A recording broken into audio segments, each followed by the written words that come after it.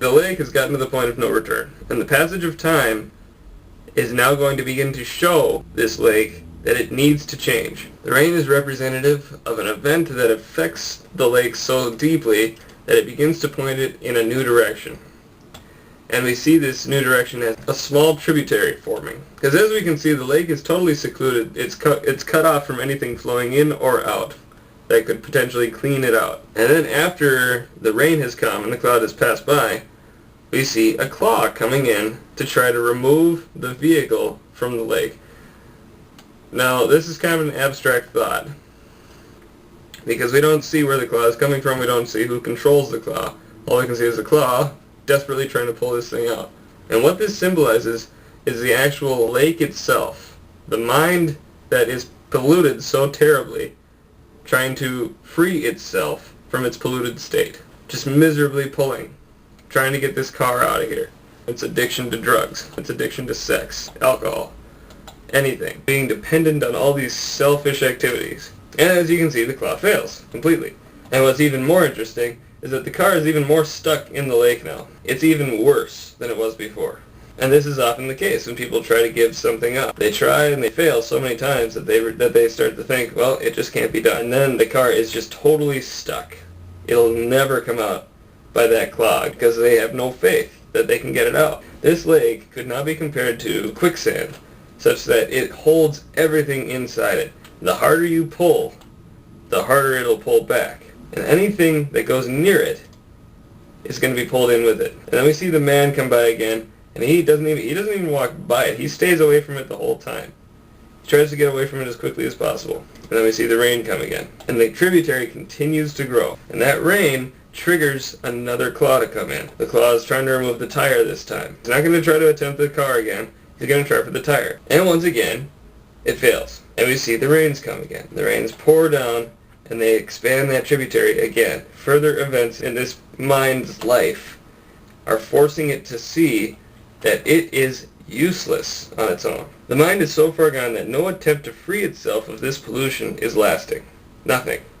Nothing is strong enough to remove anything from the lake because it has become quicksand. And this last event shows the mind that it is helpless. This is a very, very important event in this person's life. Because in the next slide, we see the mind owner dropping its tools. The tools that it was relying on to remove these polluting elements from its lake/mind are being dropped, crumbling into dust. And it is after this, the rains fall again. But the cloud does something different. It goes to the very source of this tributary, the mouth of it, and it unlocks a wave. It opens the door to a river that flows through the lake and completely cleanses it, taking with it all the polluting elements, the tire, the cans, the blackness. Everything is washed away. And in the last frame, we see the bird come back. Here's the deal, guys. There's a reason I made this the way it is. This, I feel, is indicative of my own life. This lake is my mind. And I'm wondering if this lake also isn't your mind. Now, I never got into drugs, never had any huge addictions, but I was addicted to myself. I was addicted to protecting my pleasure, my enjoyment, my happiness, and making sure that I got that before anybody else got anything from me.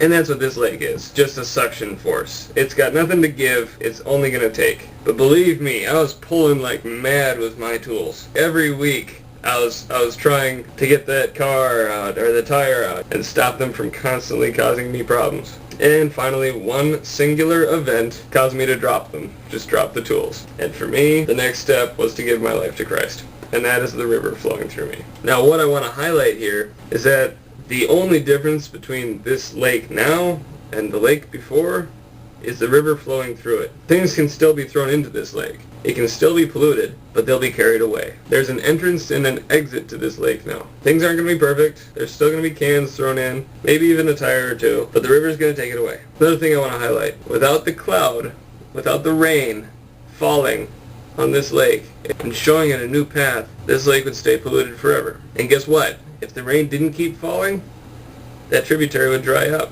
The river would no longer flow. The rain has to keep falling and keep reminding this lake where it came from. And the last thing I want to highlight is that now there's life flowing through the river. You can see the bird is back. There is something here again. You don't see any fish jumping through there, You know why? Because they're swimming through there now. And the bird can probably see him. The bird is excited. He's like, oh, alright, man. I like this lake. And guess what? As time passes, I'll bet there are a lot more things hanging around this lake than there used to be. Before the river, before the pollution, when it was just a blank tapestry. You know, we saw a few things. We saw a fish, we saw a bird, and we saw a guy. With water actively flowing through it, cleaning it out all the time. This is going to become a spring of life, where everything around it can be refreshed. So there you have it. The interpretation. I hope it was everything you expected it to be. More importantly, though, I hope you're able to take it to heart and learn from it. Understand that that lake is me, that lake is you, that lake is your best friend. And we all pollute our minds. If we don't have a river running through us, then that stuff stays there. And when we're only seeking to serve ourselves and bring more into ourselves, like the quicksand that lake became, then we can't serve others. We can't help other people. We can't be a joy and a hope and encouragement. We can't be any of those things, so what are we? Advice directly from my life. Let it go. Let go of that stuff. Drop your tools, let them fall into dust, and let the river flow through you, dude. I apologize for having no real estate related stuff in these past couple weeks. We'll get to that next time. For now, I just want to hear what you think. I want to hear your thoughts. And I want to be a joy to you. I want to encourage you. If I can do that for you, just let me know. I'll see you next week.